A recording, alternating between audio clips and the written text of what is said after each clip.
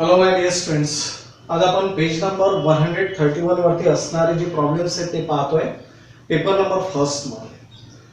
तर लक्षात घ्या, show that each of the following equation represents a pair of lines असं त्यांनी म्हटलेलं आहे. म्हणजे याचा अर्थ काय की आपल्याला ज्या होमोजिनियस इक्वेशन्स दिलेले आहे ते रिप्रेझेंट्स करता पेअर ऑफ स्ट्रेट लाईन. यासाठी कंडिशन कोणती आहे तर तुम्हाला माहित आहे h² - ab जर ग्रेटर दॅन 0 असेल तर it represents a pair of straight line and which are distinct. ते कसे आहे वेगवेगळे. त्यानंतर h² - ab is equals to 0. जर h² - ab ची व्हॅल्यू जर आपल्याला 0 भेटत असेल तर याचा अर्थ the equation homogeneous equation represents a pair of straight line. Okay, pair of straight line. आणि त्यासोबत त्या कशा असतील तर they are coincident, they are coincide to each other. त्यानंतर h² - ab is less than 0. जर h² - ab ची value लेस than 0 असेल तर अशा वेळेस ते जे होमोजिनियस इक्वेशन आहे does not represents a pair of straight line, does not represents a pair of straight line. म्हणजेच तुम्हाला जर इथे होमोजिनियस इक्वेशन दिलेलं आहे आणि ते जर तुम्हाला विचारलेलं असेल किंवा सांगायला सांगितलेलं असेल की त्या होमोजिनियस इक्वेशनने रिप्रेझेंट केलेल्या दोन स्ट्रेट लाईन्स आहे तर त्यासाठी आपल्याला ही कंडिशन मांडावी लागेल. Okay, given homogeneous equation is given homogeneous equation is. आता इक्वेशन कोणतं आहे समजा मी हे एक प्रॉब्लेम घेतो हे आणि हे असे तीन प्रॉब्लेम सॉल्व्ह करतो आणि दोन प्रॉब्लेम्स तुम्हाला सॉल्व्ह करायचे. Given homogeneous equation is 4x² + 4xy + y² is equals to 0. याला इक्वेशन नंबर फर्स्ट म्हणतोय. On comparing equation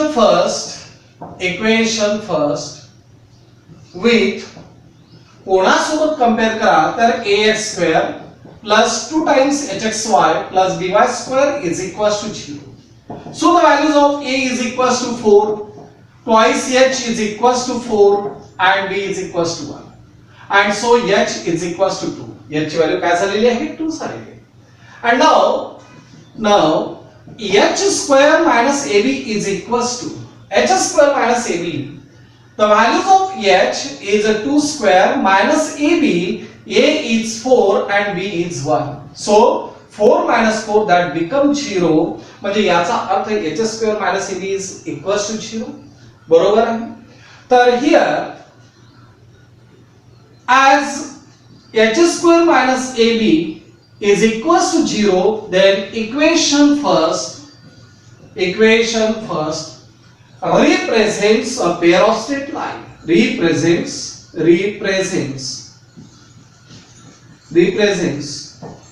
pair of straight lines. आता is equals to 0 जर असेल तर ते कसे झालेलं आहे and they are coincident.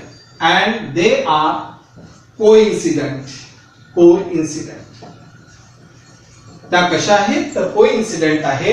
बघा यामध्ये जो प्रश्न इथे केलेला आहे मग या प्रॉब्लेमला सॉल्व्ह करत असताना तुम्हाला हीच मेथड फॉलो करावी लागेल. पहिले होमोजिनियस इक्वेशन कोणतं आहे ते लिहिलेलं आहे, त्यानंतर त्याला कंपेअर केलेलं आहे, a h आणि b ची व्हॅल्यू काढलेली आहे, h² - ab ची व्हॅल्यू आणि ती जर 0 आलेली आहे तर याचा अर्थ ते कोइन्सिडेंट आहे. Okay, second number. आता यामध्ये हा प्रॉब्लेम घेतो आहे. Given homogeneous equation is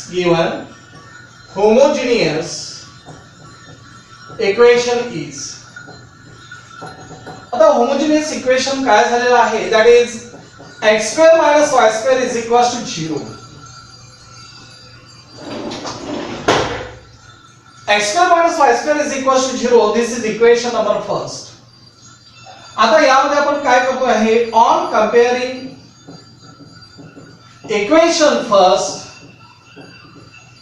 with ax² + 2 times hxy + by² is equals to 0 and so the values of a is equals to 1, twice h is equals to 0 and b is equals to -1, and so the values of h is equals to 0.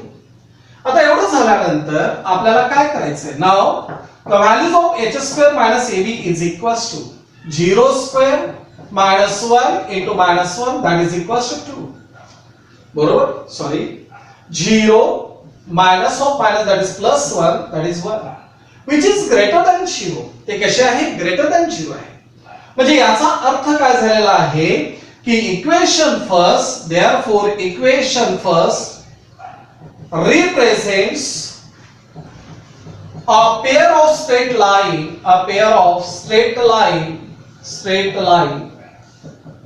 and they are distinct, ते कशा आहे? वेगवेगळे आहे.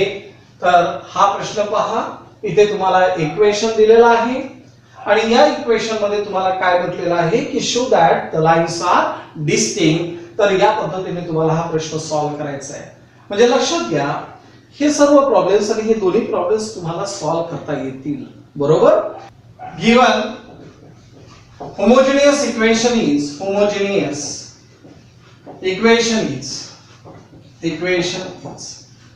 काय दिलेलं आहे? x square minus 2 root 3xy minus y square is equals to 0. या पद्धतीचं आपल्याला होमोजेनियस इक्वेशन दिलेलं आहे. याला इक्वेशन नंबर फर्स्ट म्हणतोय. On comparing equation first with ax square plus twice hxy plus by square is equals to 0, and so the values of a is equals to 1, twice h is equals to minus 2 root 3 and b is equals to minus 1. So h is equals to minus root 3. h value काय झालेली आहे? minus root 3. And now the values of h square minus ab is equals to h square means minus root 3 square minus ab means 1 into minus 1, so 3. बरोबर? आणि minus of minus, that is plus, answer is 4, which is greater than 0. म्हणजे याचा अर्थ काय? Hence equation first represent a pair of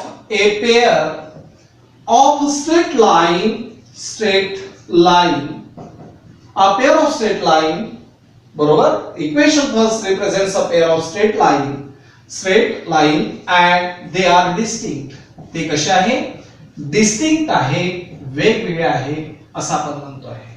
तर या पद्धतीने जर तुम्हाला क्वेश्चन केलेला असेल, एक होमोजेनियस इक्वेशन दिलेला आहे आणि तो रिप्रेझेंट्स करतो पेअर ऑफ स्ट्रेट लाईन असं जर म्हटलेलं असेल, तर अशा वेळेस तुम्हाला h स्क्वेअर मायनस ab ची कंडिशन चेक करायची.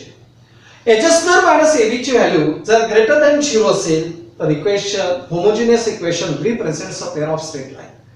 Okay, and they are distinct. जर h स्क्वेअर मायनस ab ची व्हॅल्यू इज इक्वल्स टू 0 असेल तर अशा वेळेस आपण काय म्हणतोय?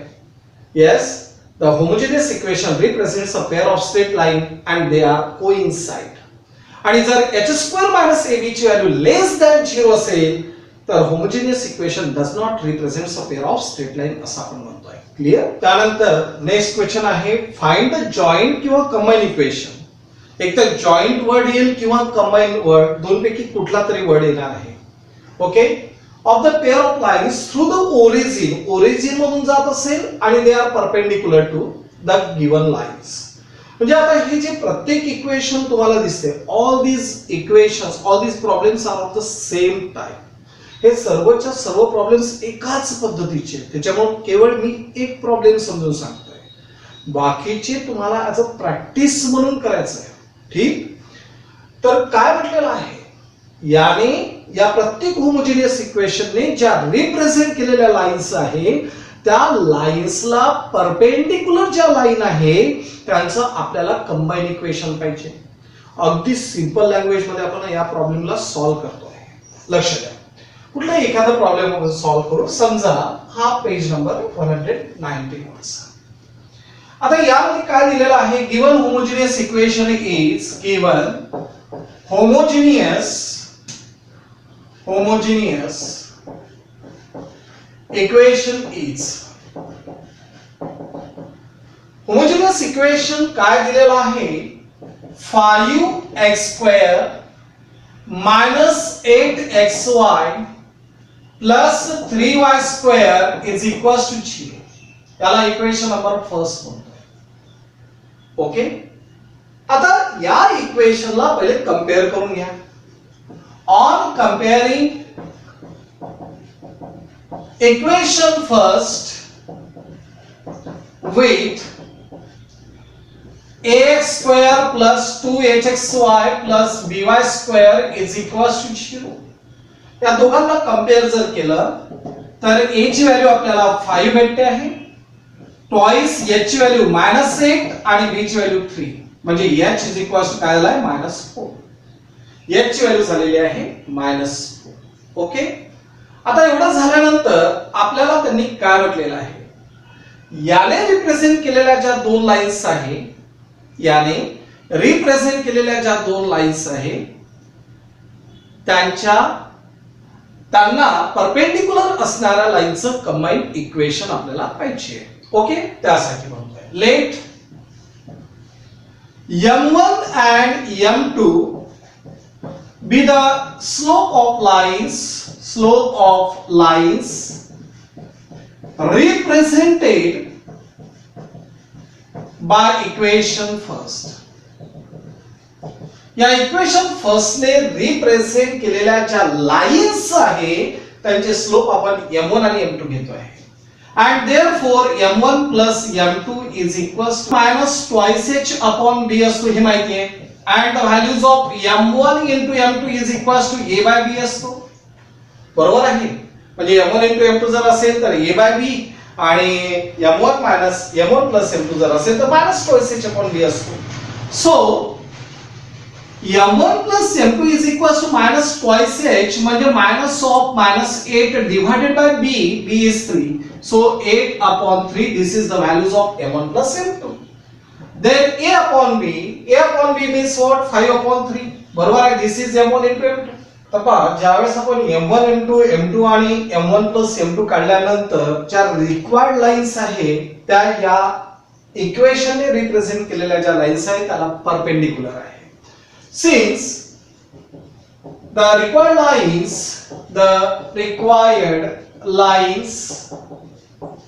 are perpendicular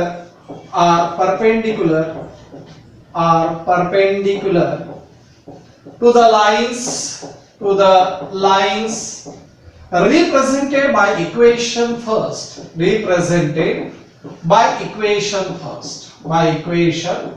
okay. तर यामध्ये आपण काय म्हटलेलं आहे की ज्या रिक्वायर्ड लाईन्स आहेत त्या इक्वेशन फर्स्ट ने रिप्रेझेंट केलेल्या लाईन्सला परपेंडिक्युलर आहे. And so the slope of required lines are, आता त्या रिक्वायर्ड लाईनचा स्लोप काय असेल, जसं याने रिप्रेझेंट केलेल्या लाईनचा स्लोप आहे m1 आणि m2 आणि त्याला परपेंडिक्युलर असणाऱ्या लाईनचा स्लोप म्हणजे निगेटिव्ह रेसिप्रोकल, म्हणजे याचा अर्थ -1 upon m1 and -1 upon m2 यांचा निगेटिव्ह रेसिप्रोकल असतो. Also the required lines are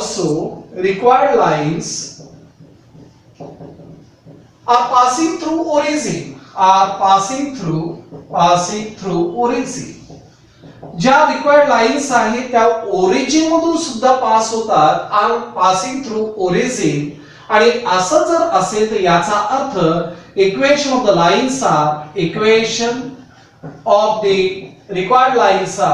required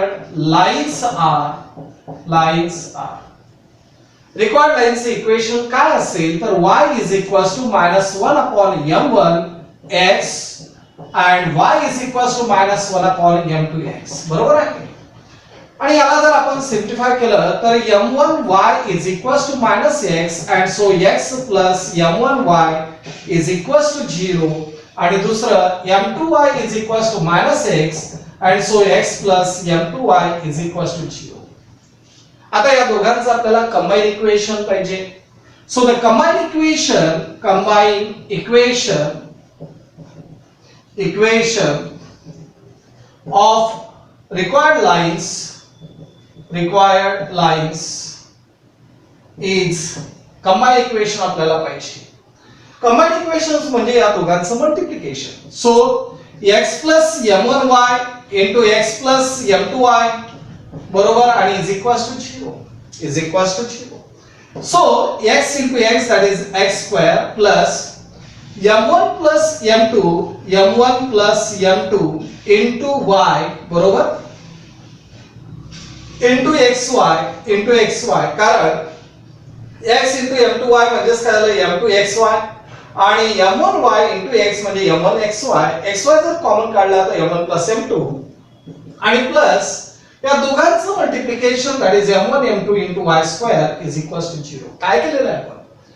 तर यामध्ये इथे आपण या दोन ब्रॅकेटचं मल्टिप्लिकेशन केलेलं आहे आणि त्यामधून xy कॉमन काढून इथे m1 plus m2 लिहिलेलं आहे. Okay, and we know the values of m1 plus m2. याला मी इक्वेशन नंबर सेकंड म्हणतो आणि याला थर्ड म्हणतोय.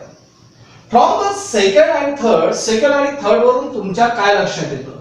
x square plus the values of m1 plus m2 is equals to 8 upon 3 into xy plus m1 into m2 is 5 upon 3 आणि is equals to 0. आता हा जो 3 आहे into y square into काय झालेला आहे y square multiplying through by 3 ने जर आपण मल्टिप्लाय केलं तर 3x square plus 8xy plus 5y square is equals to 0 and this is the required combined equation. हे झालेलं आहे required combined equation. ओके, तर प्रोसिजर काय केलेली आहे व्यवस्थित लक्षात घ्या. जे होमोजेनियस इक्वेशन आपल्याला दिलेलं आहे त्याने रिप्रेझेंट केलेल्या ज्या दोन लाईन्स आहे त्यांना परपेंडिक्युलर असणाऱ्या लाईन्स आणि ओरिजिन मधून जाणाऱ्या लाईन्सचं कंबाईन इक्वेशन पाहिजे. मग त्यासाठी आपण काय केलं आहे की पहिले या इक्वेशनला कंपेअर केलं, याच्यासोबत a, h आणि b ची व्हॅल्यू निघाली. त्यानंतर आपण म्हणतो आहे की m1 आणि m2 अशा दोन लाईनचं स्लोप आहे की जो इक्वेशन फर्स्ट ने रिप्रेझेंट केलेल्या राहतील. बरोबर, मग m1 plus m2 ची व्हॅल्यू तुम्हाला माहित आहे मायनस कॉसेज अपॉन b असतो आणि m1 into m2 काय असतो तर a upon b असतो. त्यामध्ये व्हॅल्यूज टाकल्या आणि m1 plus m2 आणि m1 into m2 ची व्हॅल्यू काढली. परंतु आता काय होतं की रिक्वायर्ड लाईन ज्या आहेत त्या एकमेकाला म्हणजे त्या ज्या रिक्वायर्ड लाईन्स आहेत त्या याने रिप्रेझेंट केलेल्या लाईन्सला परपेंडिक्युलर आहे म्हणजे slope of the required lines काय झालाय तर याचा निगेटिव्ह रेसिप्रोकल आणि याचा negative reciprocal, that is -1 upon m1 and -1 upon m2. Also the required lines are passing through the origin. दिलेल्या ज्या लाईन्स आहेत त्या ओरिजिन मधून पास होतात आणि म्हणून आपण equation of the required lines काय लिहितोय y is equals to -1 upon m1 into x आणि y is equals to -1 upon m2 into x. त्यानंतर m1y is equals to -x, m2y is equals to -x. So x plus m1y is equals to 0 and x plus m2y is equals to 0. And now we take the combined equation. आता तुम्ही या दोघांचं combine equation जर घेतलं आणि त्याला जर simplify केलं तर आपल्याला या पद्धतीचं इक्वेशन मिळालेलं आहे. And we know the values of m1 plus m2 and m1 into m2. m1 plus m2 आणि m1 into m2 ह्या दोन व्हॅल्यूज तुम्हाला माहिती आहे. त्या व्हॅल्यूज आपण पुट अप केल्या आणि मग हा जो डिनॉमिनेटर मध्ये 3 आहे त्याला कॅन्सल केलेला आहे multiplying through by 3. Okay, we get the answer. ठीक, तर बाकीचे जे प्रॉब्लेम्स आहेत सेम मेथडने तुम्हाला सॉल्व्ह करायचे, मेथड चेंज करू नका कारण यालाच आपण वेगळ्या मेथडने सुद्धा सॉल्व्ह करू शकतो ऑक्झिलरी इक्वेशन कन्सिडर करून. ओके, आलं लक्षात? ऑक्झिलरी इक्वेशन्स कन्सिडर करून सुद्धा हे प्रॉब्लेम आपण सॉल्व्ह करू शकतो, परंतु त्या मेथडने न करता कोणतीही एक मेथड फॉलो करा. ओके, आणि ज्या मेथडने मी प्रॉब्लेम समजून सांगतो आहे त्या मेथडने जर तुम्ही केले तर मार्क्स एकही कटणार नाही याची गॅरंटी मी घेतोय. ओके, तर बाकीचे प्रॉब्लेम्स आपण नेक्स्ट लेक्चर मध्ये